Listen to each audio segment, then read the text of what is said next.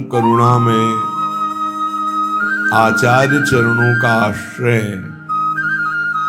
लेने वाले उपासक को अन्य कोई साधन अपने अंतःकरण के निर्मल करने के लिए, पाप नष्ट करने के लिए करे तो कोई बात नहीं है, पर आवश्यक नहीं है।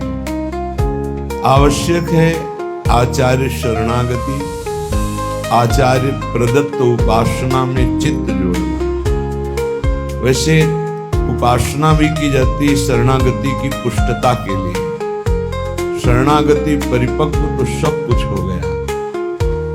मूल है भक्ति में शरणागति। जितनी जोर का समर्पण उतनी जोर की महिमा प्रकाशित होती है उपासक की। साधना का फल है, लेकिन शरणागति का फल स्वयं प्रभु है। परम पूज्य श्री भगवत ऋषि जी महाराज कह रहे हैं, पावन पानी धर्यो जब शीस, किए जन के अघ ओघ न सावन। सावन हुए बरसे करुणा, सर से ही नैन भयो मन भावन। भावन सो बर बेगी मिल्यो, भ्रम दूरी कर्यो तम ताप शिरावन। राजन रंक रह्यो जब जाए, धर्यो शिर श्री हरिदास के पायन। राय न रंक रह्यो जब जाए, धर्यो श्री श्री हरिदास के पायन। पावन पान धर्यो जब शीश, जब कर कमल मस्तक पर पधरा दिया, आप आचार्य चरणों की शरण में हो गए, तो आप उनके जन हो गए। जन तभी माना जाएगा जब मन क्रम वचन त्रिशुद्ध सकल मत हम श्री हित हरिवंश उपासी। मन से, वचन से, कर्म से पूर्ण अपने आचार्य को समर्पित। आज कलिकाल में सबसे ज्यादा हानि हो रही है आचार्य के प्रति निष्ठा, गुरु निष्ठा, ये हटती चली जा रही। इसीलिए किसी में कोई विशेष दिव्यता, कोई आध्यात्मिक ऊंचाई नहीं दिखाई देती। बिना आचार्य कृपा के, बिना गुरु कृपा के स्थिति जागृत ही नहीं होती। भजन की वृत्ति जो वास्तविक प्रभु की प्राप्ति कराती है, वो गुरु कृपा से प्राप्त होती है, वो आचार्य कृपा से। हरिवंश कृपा हरिवंश कहें, हरिवंश कहें हरिवंश लहें। हरिवंश की कृपा से ही नाम जप होता है। नाम जप की कृपा से ही प्रियालाल मिलते हैं। प्रियालाल मिल गए, पूर्णता हो गई। जब कोई जन आचार्य की शरण में होता है और आचार्य उसकी शरणागति देखकर, समर्पण देखकर अभय पान उसके मस्तक पर पधराते हैं, तो कहते सब कुछ हो गया, सारे पाप उसके नष्ट हो गए, उसको कोई अलग से साधना करने की जरूरत नहीं पड़ेगी। ऐसी आचार्य कृपा। आचार्य जब करुणा करते हैं तो ऐसे बरसते हैं, कृपा की वर्षा करते हैं जैसे सावन में मेघ बरसते हैं। भगवत ऋषि जी कहते हैं, सावन होए बरसे करुणा सरसे, ही नयन भयो मन भावन। जब आचार्य शरण में हुए, उनकी करुणा कृपा की वर्षा हुई, तो ही और नयन दोनों भर गए। हृदय भर गया प्रेम से और नेत्र भर गए रूप से। रूप छके घूमत रहें, तन को तनिक न भान, नारायण दृग जल बह यह प्रेम पहचान। हृदय भर गया इष्ट प्रेम से, नेत्र भर गए रूप से, क्योंकि वर्षा हो रही आचार्य कृपा की। भयो मन भावन, मेरे मनोरथ की पूर्ति हो गई। क्या? सबका मनोरथ है सुख मिले, ऐसा सुख मिले जहां दुख का लेस न हो। वो संसार में नहीं है, ये तो दुखालय है, यहां सुख कहाँ है। सुख समुद्र प्रिया प्रीतम का जब रूप प्रकाशित हुआ, निरंतर नाम जप, वाणी गायन, आचार्य के द्वारा दी हुई सांगु पांग उपासना, तो बोले मनोरथ की पूर्ति हो गई। प्रियालाल की प्राप्ति हो जाना ही मनोरथ की पूर्ति है। भगवत ऋषि जी कह रहे, सावन होए बरसे करुणा सरसे, ही नयन भयो मन भावन।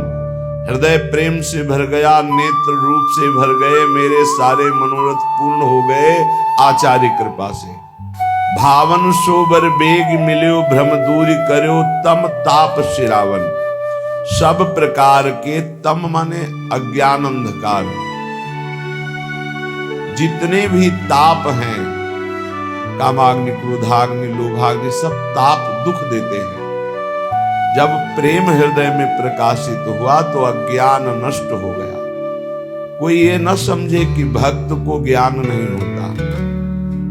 भक्त को जो ज्ञान विशुद्ध होता है वो शास्त्र ज्ञानी को भी नहीं होता है, क्योंकि भक्त का चित्त संसार से हटकर जब चित्त चोर प्रभु में लगता है तो प्रभु ज्ञान के समुद्र, वैराग्य के समुद्र, प्रेम के समुद्र, ऐश्वर्य के समुद्र, रूप के समुद्र, सब कुछ प्रकाशित हो जाता है।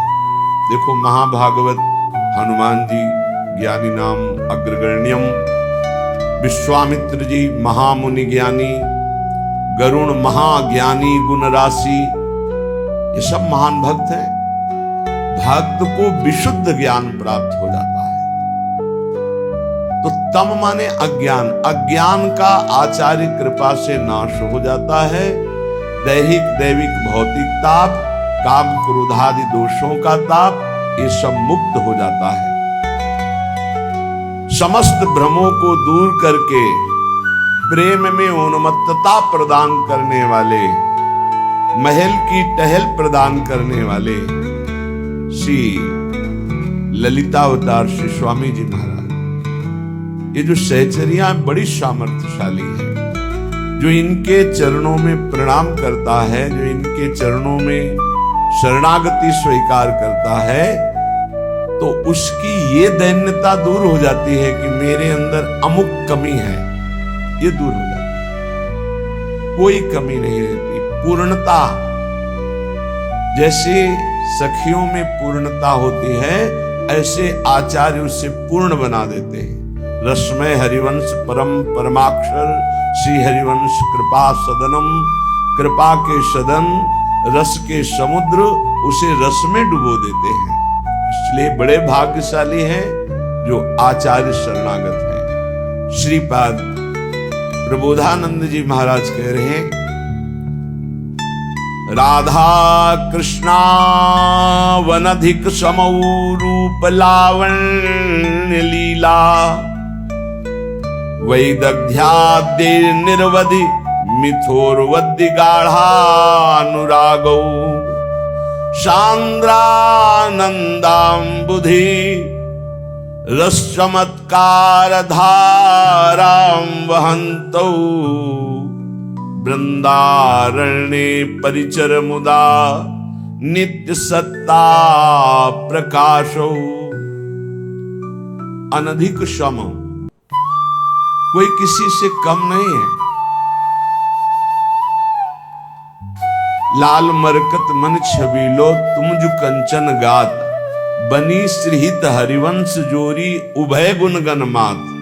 लालजू का लावण्य बढ़ता रहता है और लाडली जू का रूप बढ़ता रहता है। इसलिए श्रीपाद करे, राधा कृष्ण वनधिक समौ, कोई अधिक नहीं है, दोनों एक ही तत्व हैं। नागरी नौ किशोर, मिथुन मनस्य चोर, दोनों एक दूसरे के चित्त को चुरा रहे हैं। और दंपति रस समतुल, प्रिया प्रीतम समान रस से भरे होने पर भी गौरवर्ण श्री लाडली जो रसदात्री, लालजू रस भोक्ता, इसलिए लालजू में दैन्यता, प्रियाजू में गरूरता, रूप गरूरता।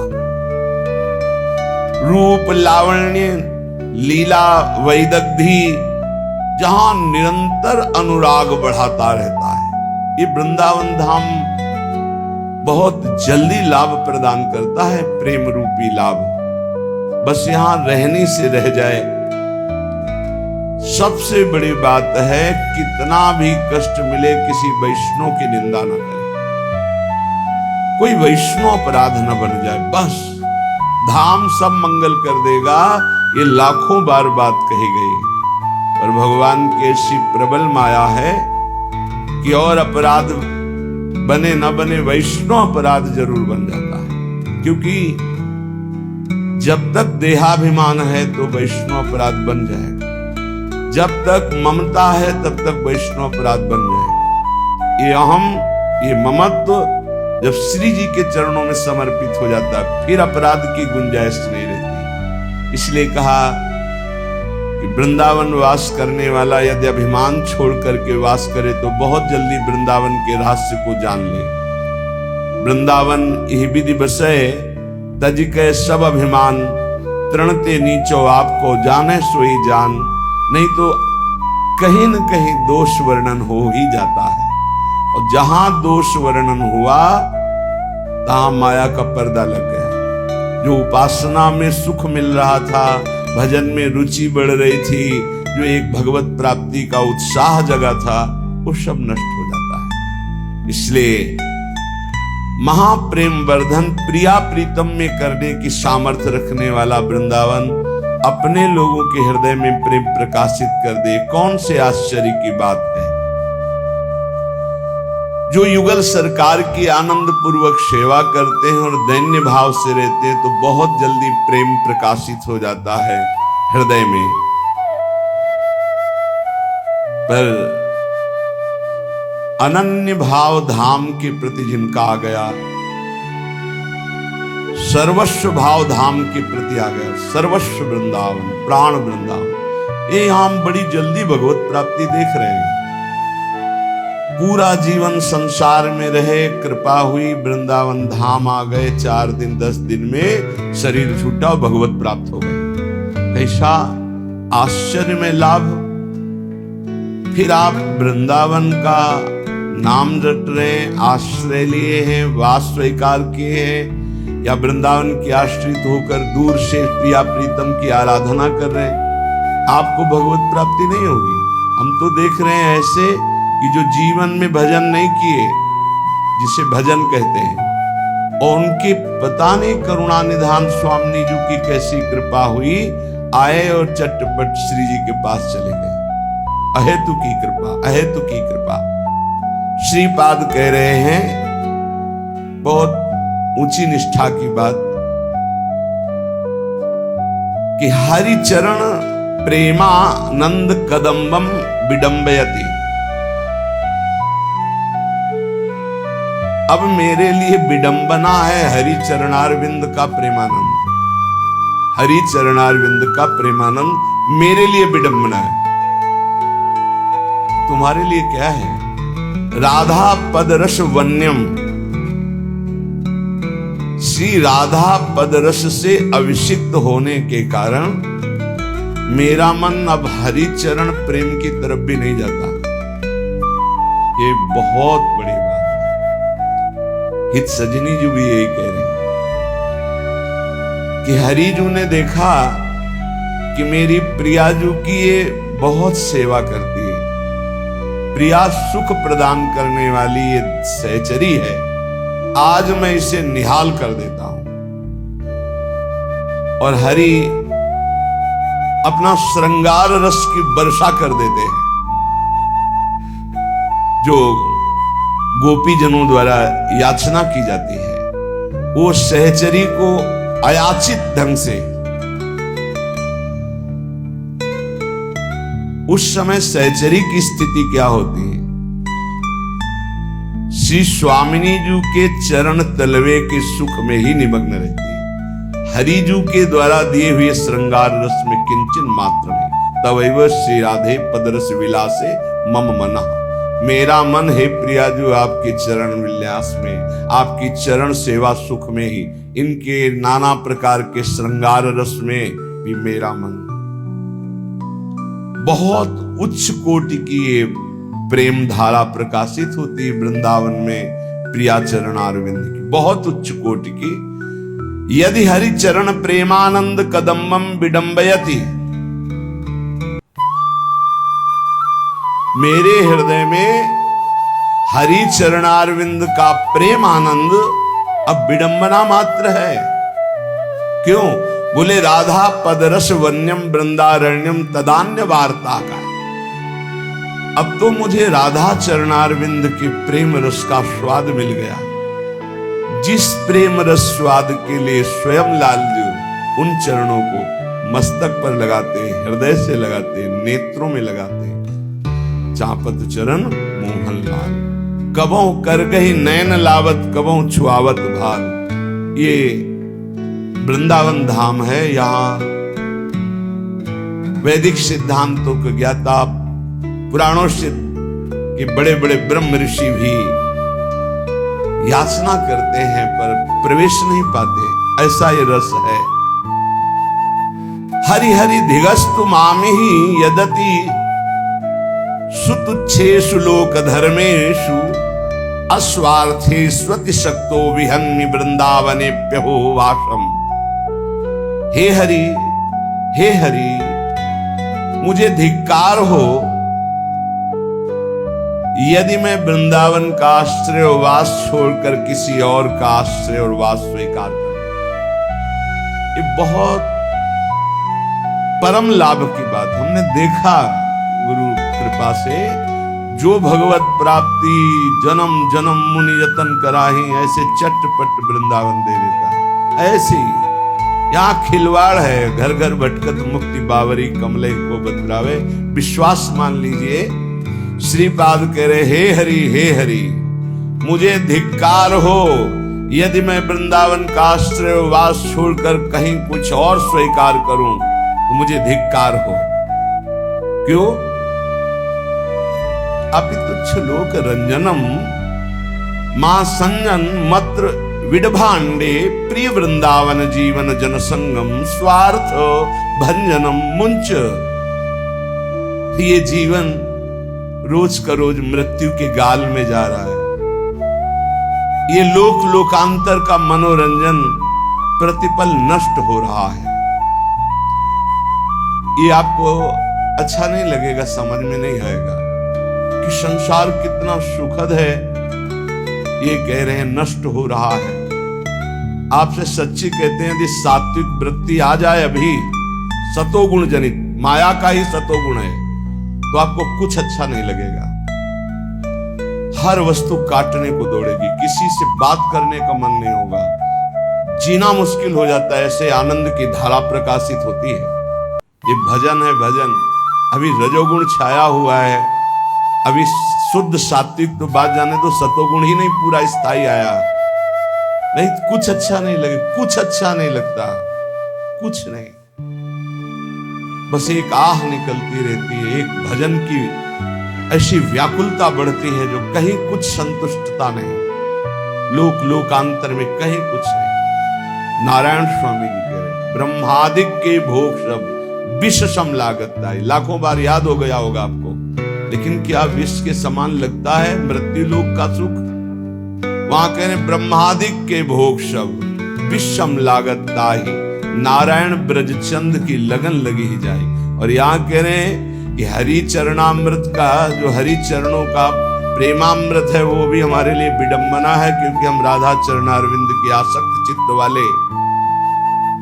और यहाँ तो मृत्यु लोक के सुखी प्रिय लग रहे हैं, तो कह रहे हरि हरि धिगस्त मान, धिक्कार है।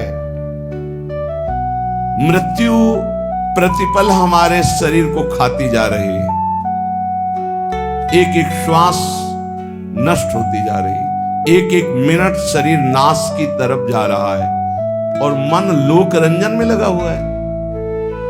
कैसी विनोद की बात है कि सांप ने मेढक को पकड़ रखा है, आधा मेढक उसके मुख में है और मेढक सामने पतिंगा को पकड़ के खाने की चेष्टा कर रहा है। वो ये नहीं समझ रहा है एक झटके में तू जाने वाला है अंदर। जय श्री हरिवंश प्रपंच बंच सब ये काल ब्याल को खायो, काल रूपी सर्प ने ग्रस लिया है, बस झटके में ली लेने की जरूरत है।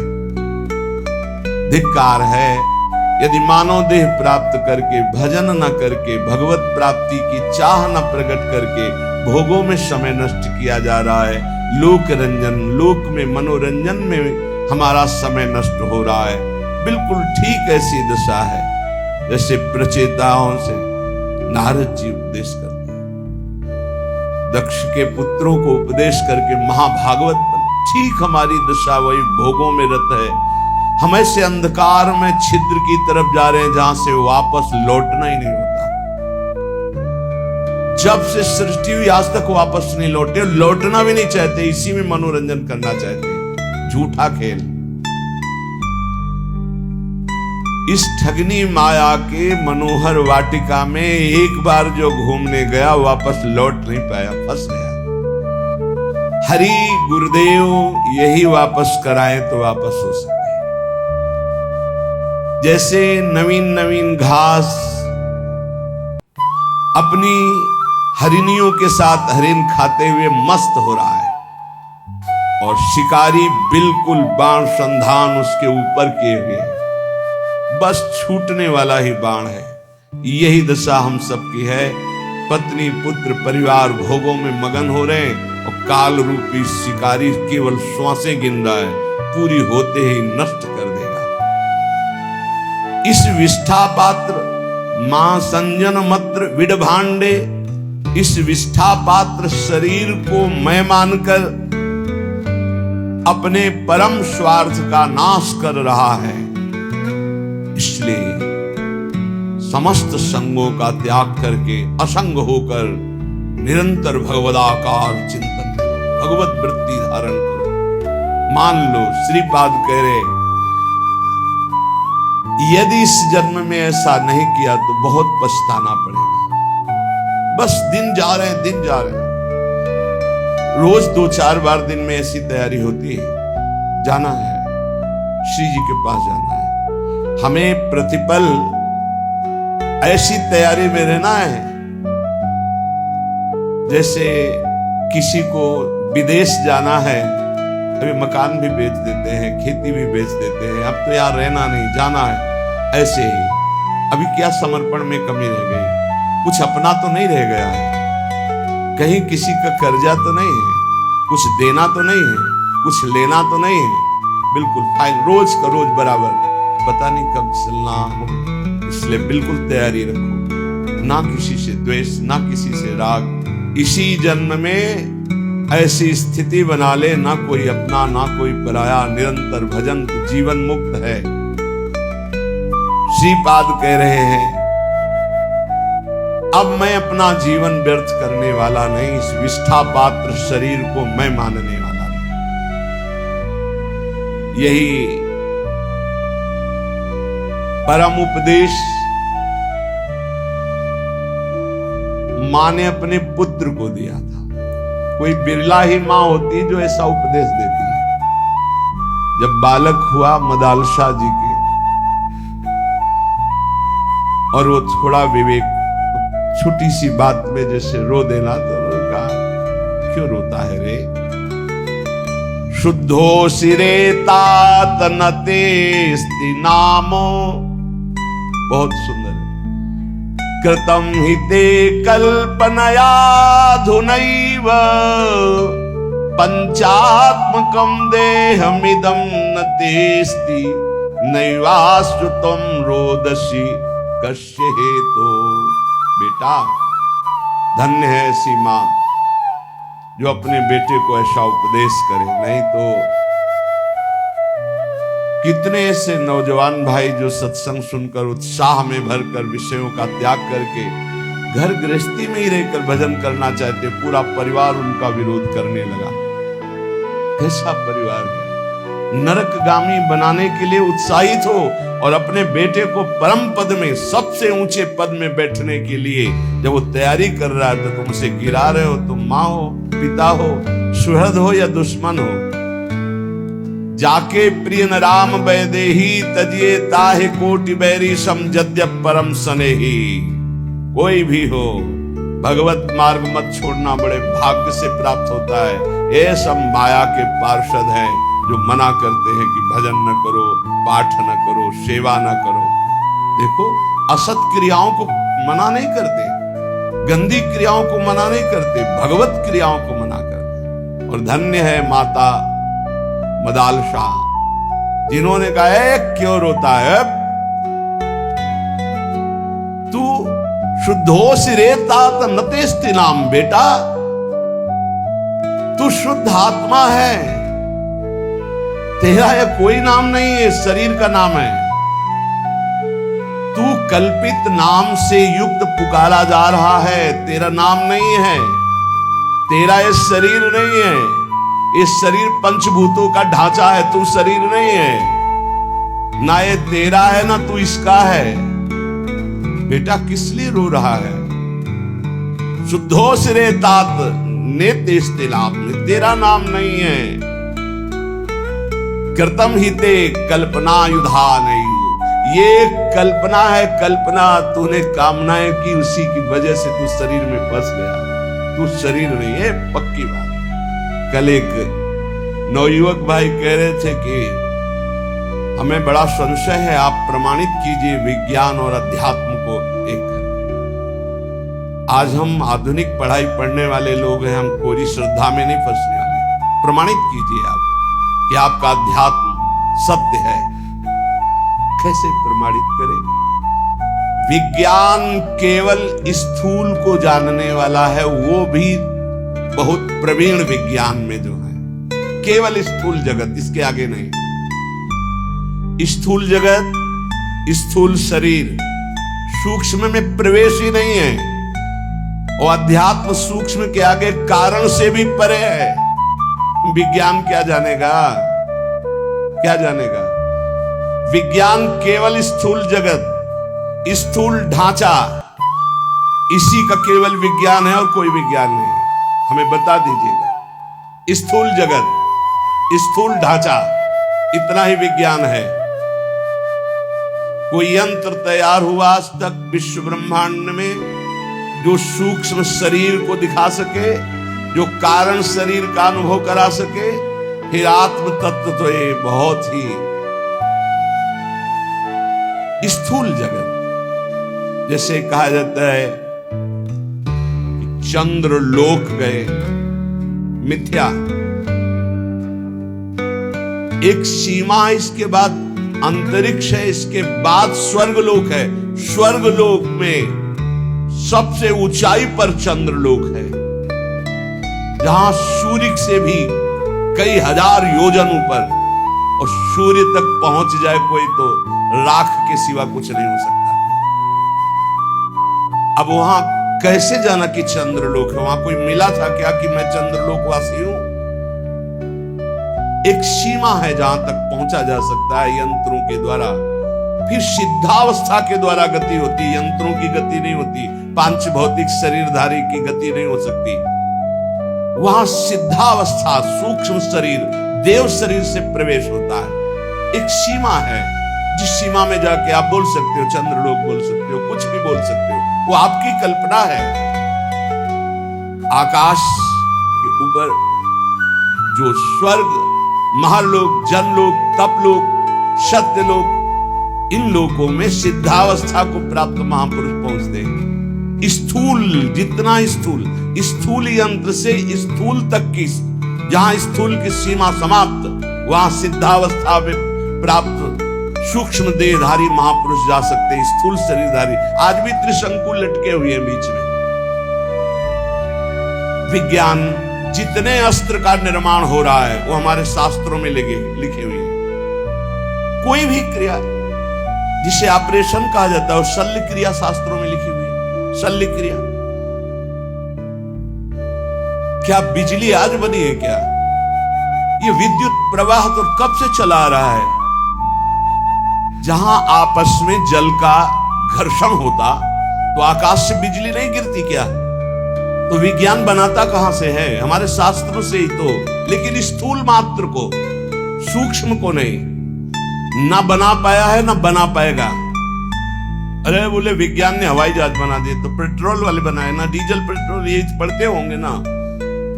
ऐसे विमानों का ब्रह्म ऋषियों ने निर्माण किया जिसमें न ड्राइवर की जरूरत है न पेट्रोल डीजल की जरूरत है। ए पुष्पक चलो अयोध्या, चल गया। पुष्पक रुक जाओ, पुष्पक रुक गया। और ऐसे एक विमान नहीं, असंख्यों विमान देवलोक में हैं, पर पहुंच नहीं। कोई ललकारे ना अध्यात्म को। जहां से भौतिकवाद समाप्त होता है वहां से अध्यात्म प्रारंभ होता है। जहां विज्ञान हाथ खड़ा कर देता है वहां से प्रारंभ होता है अध्यात्म। अध्यात्म को कैसे? इसलिए पुत्र रो मत, तू शुद्ध आत्मा है। बहुत भी जब आके ज्यादा छाटने लगते ज्ञान विज्ञान ना, तब सीधी बात होती कि 3.5 हाथ के शरीर में रहते हुए कितने साल हो गए तुम्हें? बोले 40 साल। 40 साल में 1 सेकंड भी अपने से मिले हो? कल एक प्रश्न करता कर, हम कोई श्रद्धा पे विश्वास नहीं करते, जिसको हमने देखा नहीं उसको मानते नहीं। तो तुमने अपने को देखा? देखा अपने को? चुप। मानते हो ना तुम हो? हाँ। कौन हो? पता नहीं। इतने मूर्ख हो कि तुम्हें अपना पता नहीं, तो तुम तत्व को क्या जान जाओगे? भगवान को क्या जान जाओगे? अध्यात्म को क्या जान जाओगे? ये खिलवाड़ नहीं है। अध्यात्म को खिलवाड़ मत समझो। ये जो भगवत मार्ग के पथिक हैं इनको ऐसा मत समझो कि ये सांसारिक रहस्य को ना जानने वाले, ये क्रियाओं के कर्ता ना हो करके बैठ करके मांगते खाते पड़े रहते। नहीं, जहां तुम्हारी सोच नहीं वहां हर समय स्थिति रहती है। जो वास्तविक भगवान के मार्ग में चलते हैं। तुम समझते हो हम बहुत कार्य करने में प्रवीण हैं। 1 घंटा हम बता दें, एक बिंदु पर अपने मन को लगा के दिखाओ। 1 घंटा काम करके दिखाओ जो 24 घंटे किया जाता है। जो संत महात्मा 24 घंटे कार्य करते हैं, तुम 1 घंटा करके दिखाओ। क्या? सर्वस्व भूल करके, देह भाव को भी भूल कर एकमात्र सच्चिदानंद में हाहाकार मचा देगा। मन हाहाकार मचा देगा। हाँ, इसे लगा सकते हो 1 घंटा टीवी चला के हाथ में माला लेके। 1 घंटा देह भाव का विस्मरण करके परमात्मा तत्व में स्थित होना मजाक समझा जाता है, अध्यात्म को अभी समझा नहीं। शुद्धो सिरे तात न तेस्ते नाम। जो पहले भी था वही मध्य में था, वही अब है, वही रहेगा। उसका ना कोई नाम है, ना कोई रूप है, ना कोई भेष है। वो कौन है? बोले शुद्धो सिरे तात न तेस्ते नाम कृतम हिते कल्पन याधुनैव पंचात्मकम देहमिदम न तेस्ति नैवास्त्वम रोदसी कस्य हेतु। बेटा तो क्यों रो रहा है? तो शुद्ध बुद्ध परमात्मा अंश है, परमात्मा स्वरूप है। ये 5 भौतिक देह तेरा नाम नहीं है। ना तू देह है, ना ये तेरा देह है, न देह का नाम तेरा है। किसके लिए रो रहा है? धन्य है माता ऐसी जो अपने पुत्र को शुद्ध ब्रह्म ज्ञान का उपदेश दिया। नवा भवान रोदिति वै स्वजन्मा शब्दो यमासाद्य महिष सूनुम विकल्पमाना विविधा गुणास्ते गुणाश्च बहुता सकलेन्द्रियेषु। तात तू समझ, ये रोना भी क्रिया तेरे में नहीं हो रही है। तू आनंद स्वरूप है, तेरे में रोना कभी हो ही नहीं सकता। राजकुमार, ये तेरे शरीर का संबोधन किया जा रहा है, तेरा नहीं। इंद्रिया तेरी नहीं, तू इंद्रियों का नहीं, तो शुद्ध बुद्धात्मा है। तेरे में ना गुण है ना अवगुण, तो गुण और अवगुण दोनों से अतीत सच्चिदानंद स्वरूप है। देख, जो इस जगत में दुर्बल हो जाते हैं उन्हीं के ऊपर भूतों की आवेश वृत्ति होती है, दुखों की होती है, तो निर्बल नहीं सबल। जब चीख चीख के कहते हैं तू भगवान का अंश है, भगवत स्वरूप है, तू सब कुछ कर सकता है, हिम्मत कर। जरा सी हार हो गई, जरा सा नुकसान हो गया, बोले आत्महत्या कर लेंगे, आत्महत्या कर। तुम समझते हो तुम कौन हो? भगवान का स्वरूप, भगवत स्वरूप। बेटा इस जगत में जो दुर्बल बन गया मारा गया, दुर्बल नहीं, कभी परास्त नहीं होना, हारने पर भी परास्त नहीं होना। मैं भगवत अंश हूं। कोटि जगह जन्म लग रगर हमारी, बरौ संभनत रहो कुमारी। करोड़ जन्म तक मैं आराधना करूंगा और अपने इष्ट को प्राप्त करूंगा, मैं परास्त होने वालों में नहीं। ऐसा ये अन्न जल खान पान तेरा नहीं है, प्राणों का पोषण है। धन्य है मां, कैसा सुंदर वेदांत। पांच भौतिक शरीर की पुष्टि होती है इन अन्न जल और भोजन पदार्थों से, तेरी नहीं। तू शुद्ध आत्मा है, तुझे किसी भी पौष्टिकता की जरूरत नहीं। ना आत्मा की वृद्धि होती है, ना क्षय होती है, तो एक रस होता है। तू अपने इस देह रूपी चोले को आज ही मरा हुआ मान ले, जीर्ण शीर्ण मान ले, मोह मत कर। शुभाशुभ कर्मों का परिणाम ये देह है, तू नहीं। बिल्कुल अमृतमय बात। यही गंगा किनारे का जीवन था जो मदाल शाह जी का उपदेश है। कोई जीव तेरे पिता के रूप में प्रसिद्ध है, कोई जीव पुत्र के रूप में, कोई जीव तेरी माता के रूप में, कोई जीव स्त्री के रूप में, कोई मेरा कह के अपनाया है, कोई मेरा नहीं ये कह के त्यागा गया, पराया है। बेटा ये सब नानात्व माया का रूप है, वो शुद्ध परमात्मा स्वरूप है। कोई किसी का माता पिता भाई बंधु नहीं, एकमात्र परमात्मा विराजमान है। ये मायाकृत नानात्व है। ये समस्त भोग, यदि तू भोक्ता बनेगा तो दुख भोगेगा, सुख नहीं। जिसे तुम सुख समझते हो ये सुख की छाया है, समझ पड़ती नहीं, यही गिरधर की माया है। दुख भोगेगा अगर भोक्ता बनेगा। ये मूल चित्त मानव उद्धार करने के लिए अपना आया है, पर वो भोगों में फंस के फिर मलिन हो जाता है, सोचता मैं सुख प्राप्ति का उपाय कर रहा हूं। बेटा जो विद्वान है वो कभी अंतःकरण को मोह से आच्छादित नहीं होने देता, वो कभी भोग जनित सुखों को सुख नहीं मानता, इसलिए कभी दुख नहीं भोगता।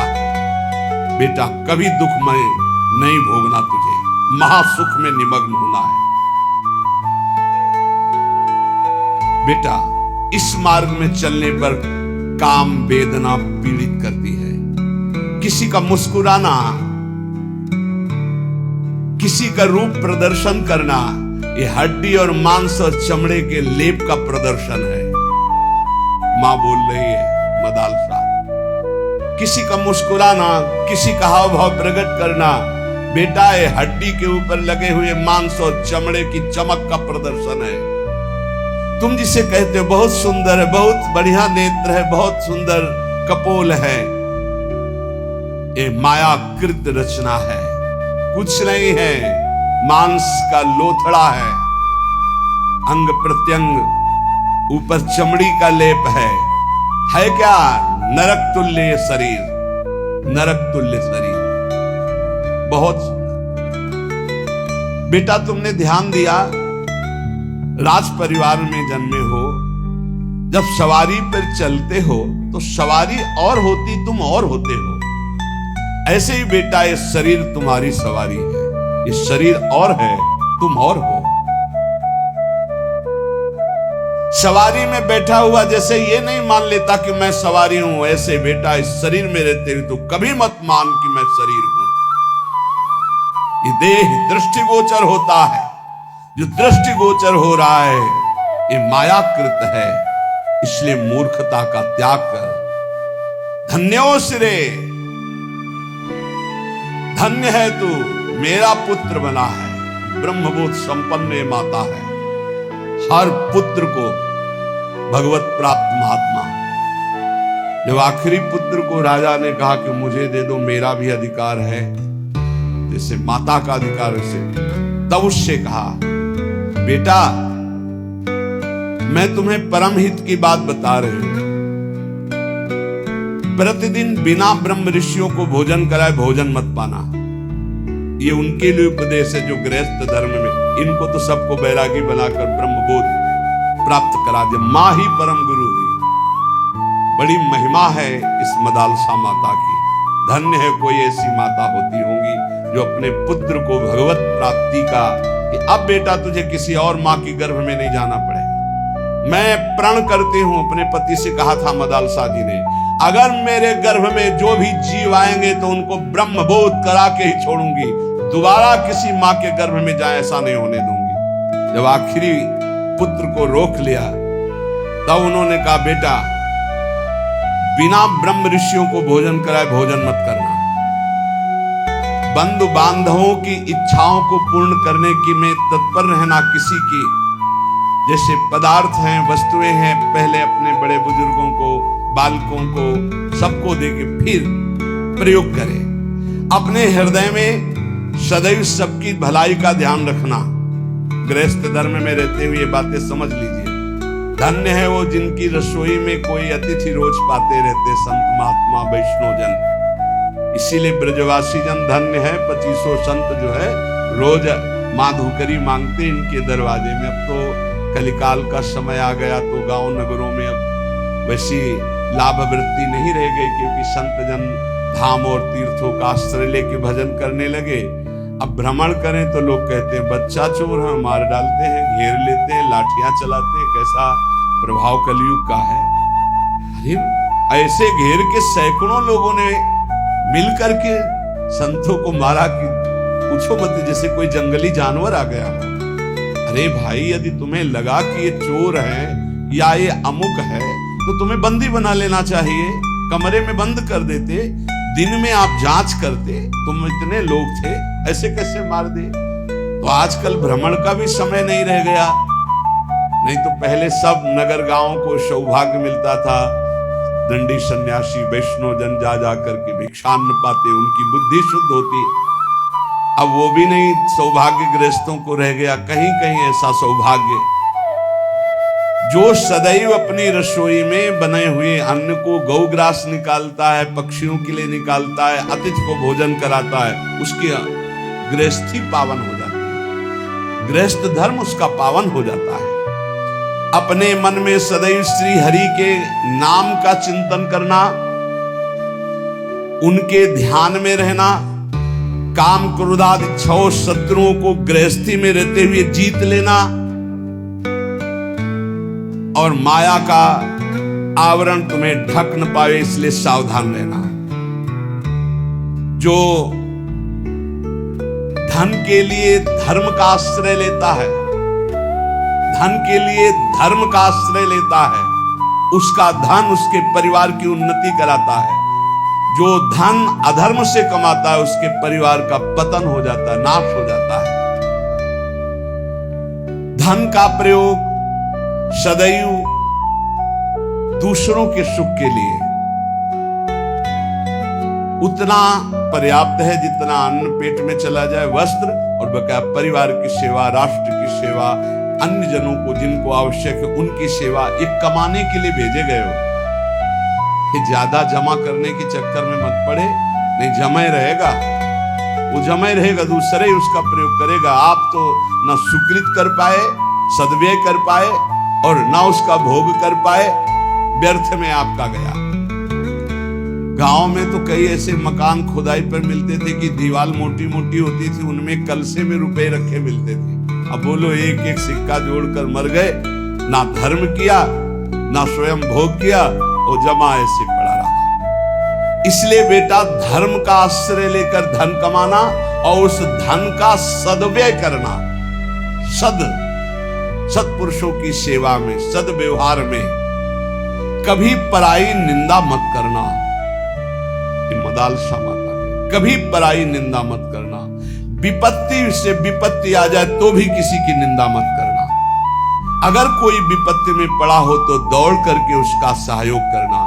इस तरह तू आचरण करेगा तो तू भगवत प्राप्त हो ही जाएगा गृहस्थी में रहते।